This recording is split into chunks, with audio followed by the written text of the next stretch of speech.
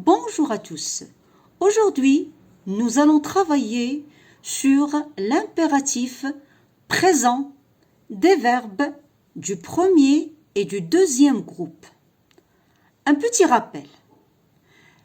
L'impératif est l'un des modes de la langue française.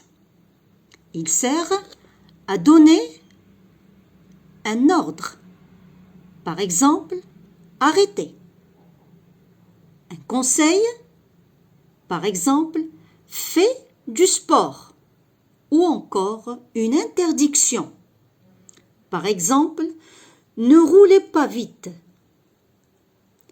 Ce mode a plusieurs particularités. La première, il se conjugue seulement à 3 personnes. La deuxième personne du singulier, c'est-à-dire tu, la première personne du pluriel, c'est-à-dire nous, et la deuxième personne du pluriel, c'est-à-dire vous. La deuxième particularité, l'impératif n'utilise pas les pronoms de conjugaison. Alors, comment peut-on conjuguer un verbe du premier groupe à l'impératif présent? Pour conjuguer un verbe du premier groupe à l'impératif présent, il y a 3 étapes. La première, je conjugue le verbe au présent de l'indicatif.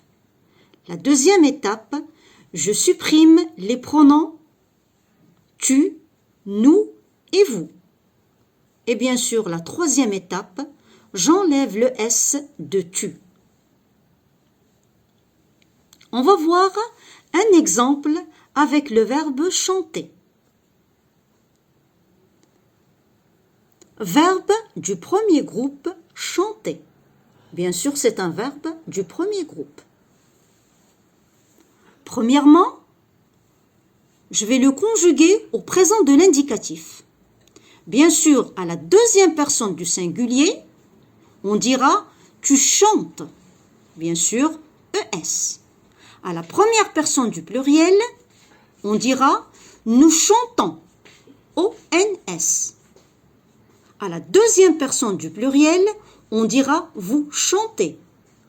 EZ. Alors,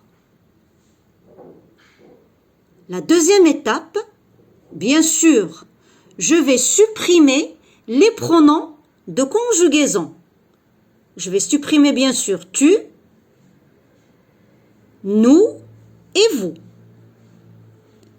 Et bien sûr, la troisième et la dernière étape, j'enlève le S, bien sûr, de la deuxième personne du singulier.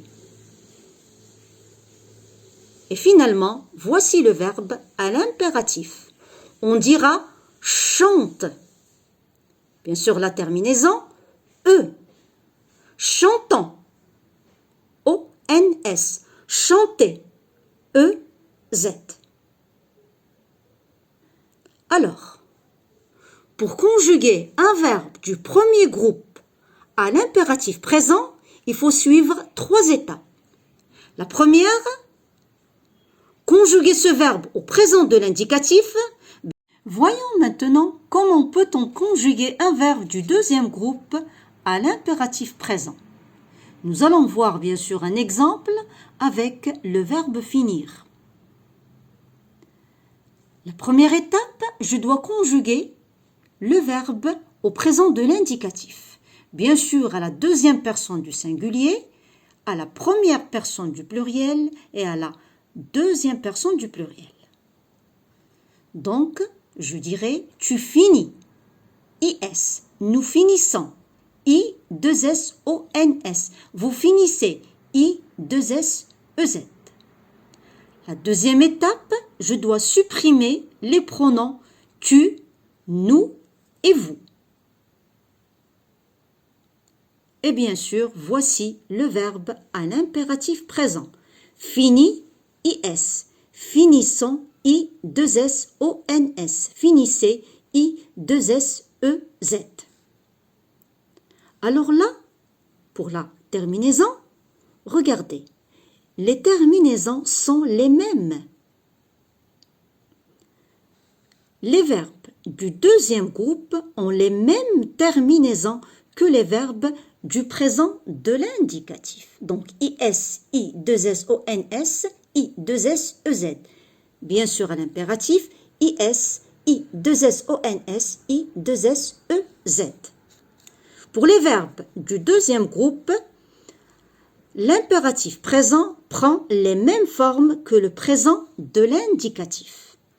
Alors, fini, IS. Finissons, I2SONS. Finissez, I2SEZ. Pour résumer, l'impératif se conjugue seulement à 3 personnes. L'impératif n'utilise pas les pronoms de conjugaison. Pour conjuguer un verbe du premier groupe à l'impératif présent, on doit suivre 3 étapes.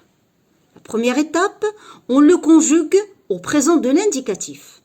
Bien sûr, à tu, à nous et à vous.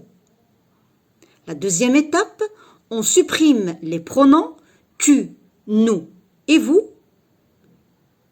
La troisième étape, bien sûr, on enlève le S de tu. Pour les verbes du deuxième groupe, ont les mêmes terminaisons que les verbes du présent de l'indicatif.